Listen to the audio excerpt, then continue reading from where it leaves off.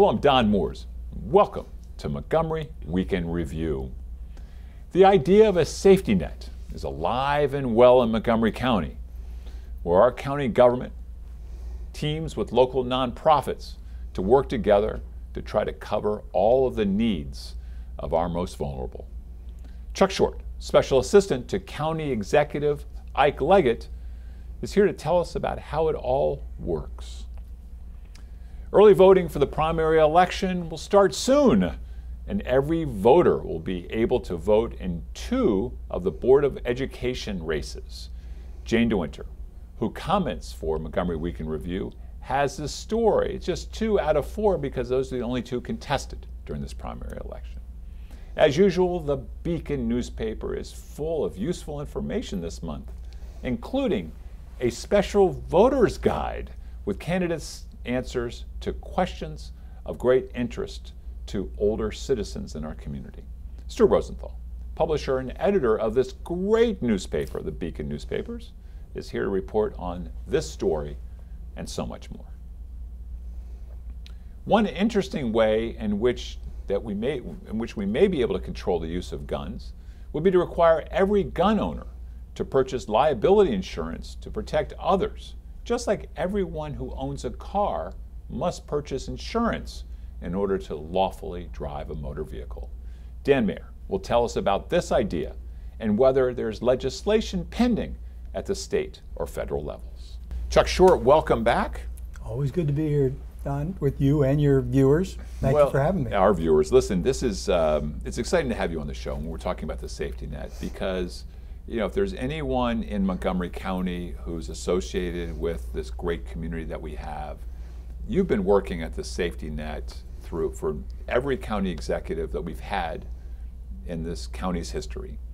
You've been, you've taken different departments that were confused and chaotic and put them together, harmonize them so that we're looking after the interest of the neediest. And here you are today continuing that work. I just want to say thank you.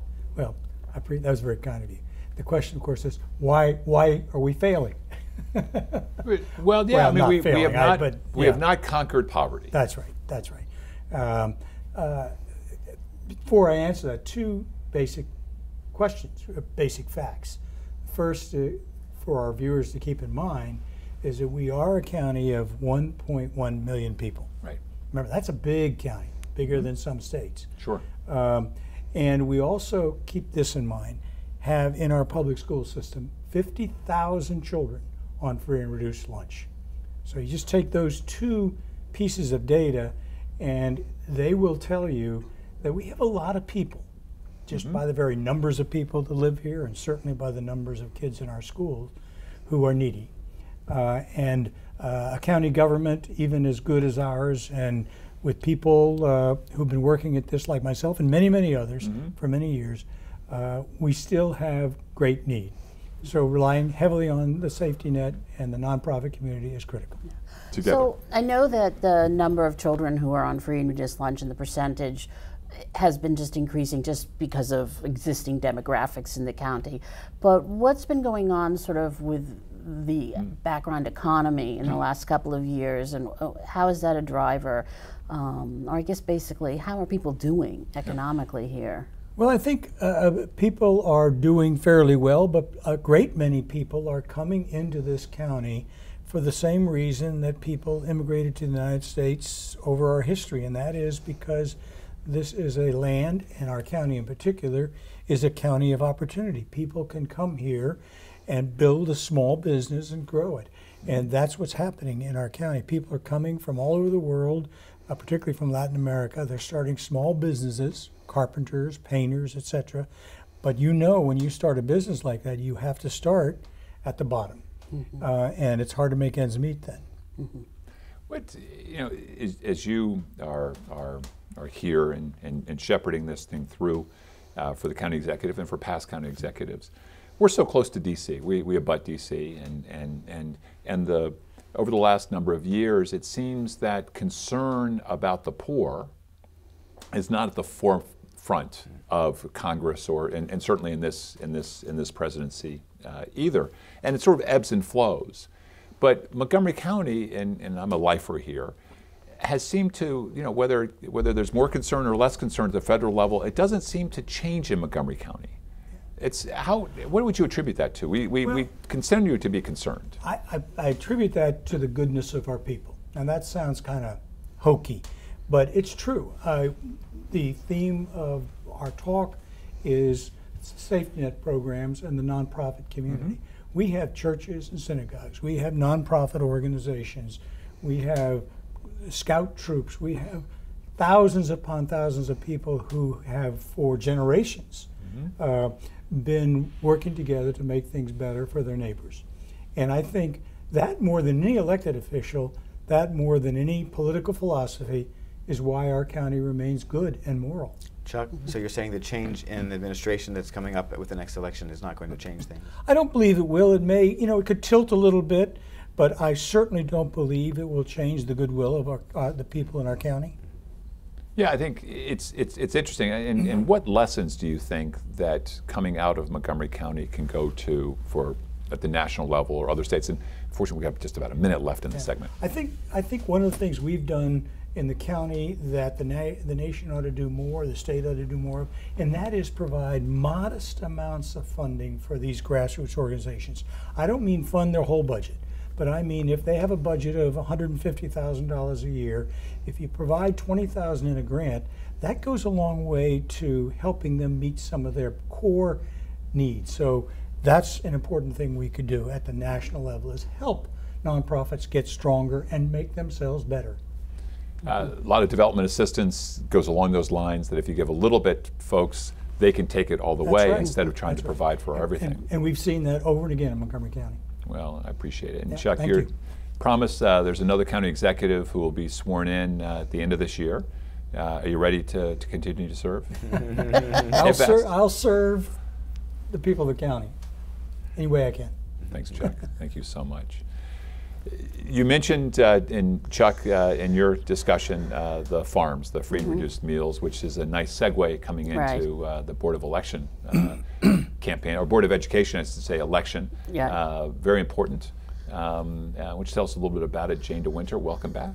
Thank you. Well, the board actually, unlike the other types of offices in the county, the board staggers things. So it's only 4 seats that are up for election this time, and only 2 of those are going to be appearing on the primary ballot because Board of Education, nonpartisan. Sorry, but I did that I too. I know, and it's kind of like the entire California system. Top 2 advance, and so 2 of the board seats only have 2 people running for them, so that those won't show up until the general.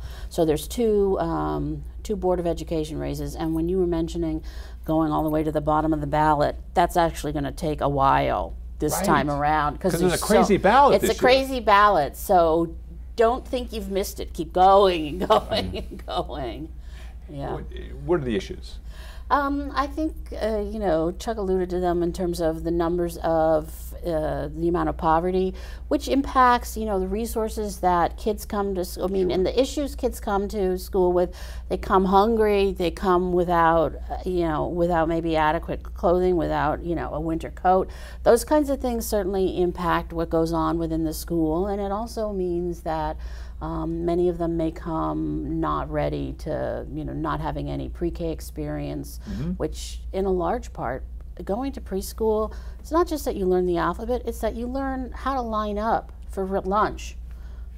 And doesn't the administration of the schools have most of the impact on that? Is it really the Board of Education also that directs things on that level?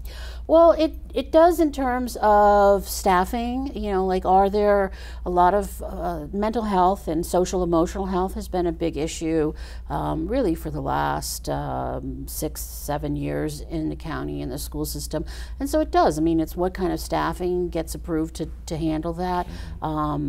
There isn't anybody in a average school whose job it is to make sure that kids are having enough food at home. But so, staffing and partnerships and things, I mean, the Board of Education definitely can have an impact in terms of how they accommodate, how they budget to not necessarily, buy coats for children, but facilitate things and enable that there's staff time to to deal for those, those kinds of things. I think next to the vote for the sitting judges, the Board of Education is the least understood element of our ballot. Yet, obviously, one of the most important, both from the standpoint of its importance in educating our children, but also from the finances of the county. The Board of Education is more than half of the county's budget, so it's critical.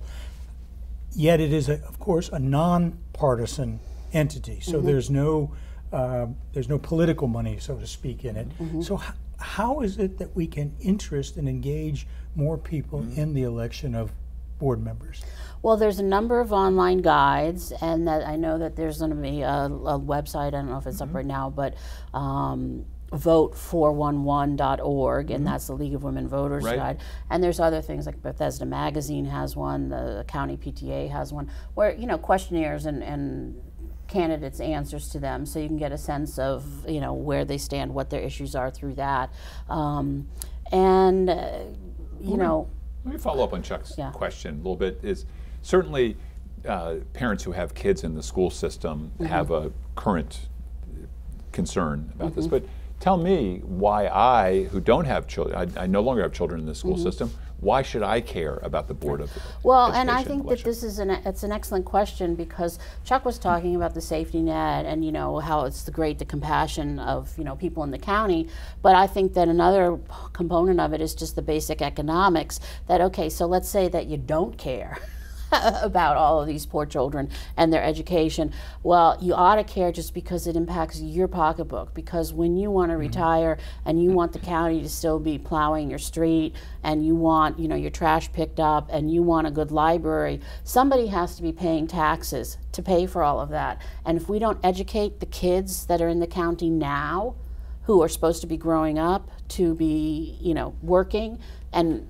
you know, paying taxes, then you're going to be out shoveling your street when you're 85. About 30 seconds left. Okay, well, I just wanted to mention, okay, so in the name of the one district, Pat O'Neill in the Bethesda district has two challengers who are longtime PTA people, and then there's 8 people running at large. I think the top people. Okay. Do I have minutes time to say that? No, or no? you got no. Just listen. Because you mentioned one, and you got to mention them all, or else they get angry. Okay. Jane, no sense getting angry with you. We don't want to do that at the show. We'll be right back after these messages.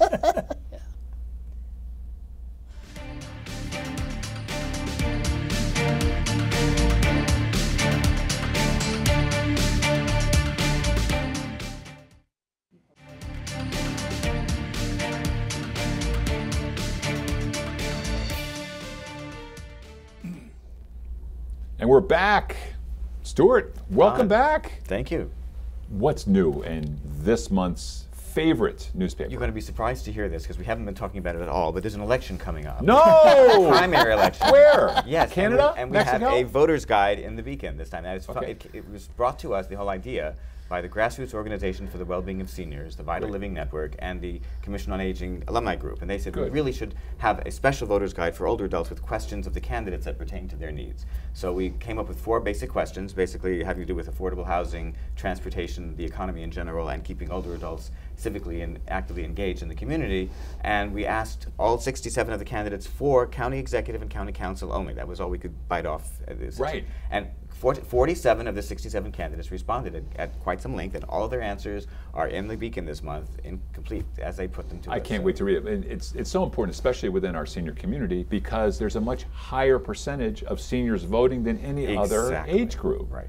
It's about time, Stuart. So people ought to be going to the seniors and encouraging them to vote, and not saying, I want your vote. They're not doing it so much for the older adults, but they could. Yes. So Stuart, I first of all, let me commend you. I think I read it, the insert. It's wonderful. It's very informative, and it's a great contribution. And you were saying, I think, Don, that seniors vote. And they vote. They're often, I'll even use the word pandered to by some politicians. Sure. So my question is, would the Beacon consider running more of those kinds of pieces about elected officials' stands on things more often during the year, in its article, so that seniors truly can keep up, not just during election time, but also all the time. That's an interesting concept. I think part of our issue is that the greater Washington Beacon, as we call ourselves, covers Montgomery County, Prince George's County, the District of Columbia, Arlington, Alexandria, Fairfax, Loudoun. I mean, we cover a huge number of jurisdictions. If we tried to do this everywhere and for all, the paper would have nothing else in it, I'm afraid. So we sort of stepped back from that, and we used to work with the League of Women Voters on their voters guide, and now they do it on their own, and so we're approached by this group. So I think we'll try to work that way as we can. Did you do a voters guide for the other, like Prince? No, the other counties? No, okay, just this Montgomery took County. all of my time. I made phone calls to every candidate 5 times. I mean, it was really pulling teeth getting them to respond, but they finally did. Yeah. Well, a model for others to follow, Yes. other jurisdictions. So anything surprise you from these answers? I want to know who was the nicest to you. I can't go into individual things, so no, I'm not going to say that. I will. But anything in a larger, I mean, did anything surprise you in terms of some of the issues or some of the ways they approach No, this? not really. People are sort of saying the kinds of things you might expect them to say, and people have different positions on the issues, so they're expressing them very well. They all have staffs and people who help them with their answers, you know, but some took every possible letter space they had, and some just sort of gave a short answer, and you'll see when you look at it. You know, it's worth reading. What else is going on? What's some of the other The Beacon Celebration of the Arts. This is our first time. It's our amateur art competition for people over 50. So we have had more than 300 entries. We're very excited about it. In painting and drawing, in sculpture and pottery, and photography and poetry. Very nice, wonderful, very high quality entries, but the competition is open until June 29th. So this is the last few weeks for people to enter that. I hope they will do that. Your $10 entry fee also entitles you to a free year's membership in the Maryland Federation of Art, which is a $70 value. So it's a really good thing for everybody. You're paying $60 value. Yeah, isn't that nice? Wow. Yeah, so why don't you enter? I'm Shutterbug. I How need to get my camera do you out. enter sculpture? You have to send in photos, or you have to physically? Your office isn't full of sculptures. No, it's a digital competition. It's an online competition. You take pictures of your art, even of your poem, and you upload them. Seriously. But then when we actually have the gallery showing, which we're going to have at the Pepco Gallery downtown DC at the end of the year, we'll have the actual pieces there. You know, Stuart, we forgot to mention, or maybe I missed it.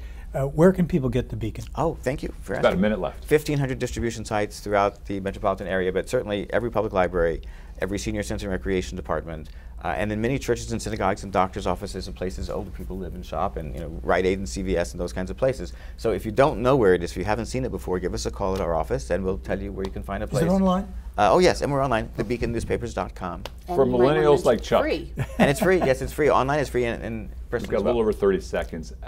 I need a health story. A very interesting cover story about fitness. People of all issues and all concerns. People have Parkinson's. There are boxing classes specifically for people with Parkinson's to help them keep motivated and keep their movement. Yes, there you go. And then there's a stroke comeback center. There's Ability Fitness. There are all these places that we write about for people who have various issues and who can't go to a regular gym. How you can still stay healthy and still stay active. And I think it's a very interesting article. Planet Beacon, not Planet Fitness or Planet Hollywood. It's Planet Beacon. Come work out with us in the Beacon office. Yes. It's always a pleasure, Stuart. Thank you. Thank you, Dan. And I hope everybody keeps reading the Beacon. What a great newspaper. Me too. Thank you. Dan, welcome. Your first time on the show? Yes. It is great to have you. Thank you for being here, accepting our producer, Carla Satensky's kind invitation, because you're coming in with a really interesting proposal that you've been pushing, and that has to do with insurance and gun owners. Wow. Tell us about it. Well, as a person who drives, I don't understand why gun owners don't have the same kind of liability insurance that those of us who drive automobiles do, because in both cases we're capable of doing a lot of harm, often unintentionally. Even though a car is not intentionally there for harm, because people are knuckleheads or accidents can happen, harm results. Correct. Right. And so it has the side effect that the insurance companies can play a role in what you do drive or own in terms of a firearm. Nobody owns 20 cars. Oh, right. So, why somebody needs 20 guns, right. Is highly questionable. And they also have a role in playing, in encouraging the owners to do the right thing. Like, for example, if you have anti-lock brakes, you would get a discount if you were to have a gun and had a store them safely and have one of these locks on it. Sure. You would get a discount. So a responsible gun owner needn't fear high premiums. It's the irresponsible gun owner that needs to pay for the harm to society they could cause. So many questions. I know Stuart has. I was just going to ask you whether this. It's an intriguing idea and makes all the sense in the world. Has it picked up any traction in the state of Maryland? There was Senate Bill 577 was introduced by then Senator Jamie Raskin at my request. Now a member of Congress from Maryland's 8th District. And both. I hope I'm allowed to say this, but privately I've received nice emails from my elected officials encouraging me to pursue this. With the case of the Senate bill was introduced a number of years ago, he called me to tell me that he was going to withdraw it because he said there were stronger bills in the hopper at that year, and he felt it would just create too much turmoil. But now we have an opportunity to try again. And to my delight, I saw in the Washington Post that shortly after Jamie introduced the bill, the D.C. Council introduced a similar measure. Do we really need any legislation? I mean, I'm just wondering, aren't insurance companies, like homeowners insurance companies and renters insurance companies now, they're free to say that if you haven't purchased a liability rider for a firearm, we won't cover any accidental any accidents with them. In other words, if you're cleaning your gun and you shoot out your ceiling, or you shoot out your child, you do a backflip and you're an FBI agent and you shoot somebody by accident. Hit somebody in the leg. But I mean, insurance companies could now require or say that anything related to a gun is excluded if you haven't purchased a rider. What do you think about that, Dan? Well, I'm not an NRA member, but rumors are that they actually offer such insurance for responsible firearm owners who have concerns about bearing the cost of an accident of that nature. So you could even get the NRA on your side for this legislation? That would be nice. It would be interesting. But the concept is not new. The poster that I believe may be shown on the air here is something I found on the internet. I didn't produce that. So, and over the years I've collected numerous articles and letters where people have made these sort of suggestions. But whenever we have these horrendous incidents, my heart goes out to the parents and to the victims. And I'm astonished at the responses that some people have to fortify this and that. Well, let me ask something in terms of intention. I mean, normally our insurance covers us for accidents. If someone was a terrorist and they took their car and they rammed into a bunch of people, their insurance wouldn't cover them for that. So if you have a gun and you have insurance for accidents, what is that going to mean if you murder somebody on purpose? Correct. Well, I'm not an expert on these kinds of things, and I don't know where all these things end up. And it's true that this is not the answer to everything. Got about a minute left. But on the other hand, you can't expect the victim to have to bear the cost of the whole thing. In a sense, their insurance company has to then bear the cost. And it might, and to encourage proper storage and proper use and not against people. I think one of the nice things is, as I understand, there's over 1 million insurance salesmen out there. And I would figure, with your question, there's 1 million people who might be able to get some of those answers right at some point. Chuck, you had something. Dan, I was just going to say. About 30 seconds left. Yeah, you've been a community activist in Silver Spring for decades, and I thank you for that. And this. Making our community safe, making guns safer is a great challenge, and thank you for coming up with a creative proposal, and I wish you well. Thank you. Yeah, and carry on, continued best wishes on this, and hopefully Jamie will carry the water in Congress as well. I'm pushing. Good. Folks, I want to thank you. What a great show. Thank you for joining me, and thank all of you in the viewing audience for joining us for this week's edition of Montgomery Week in Review. I'm Don Mooers, inviting you to join us next week at this very same time.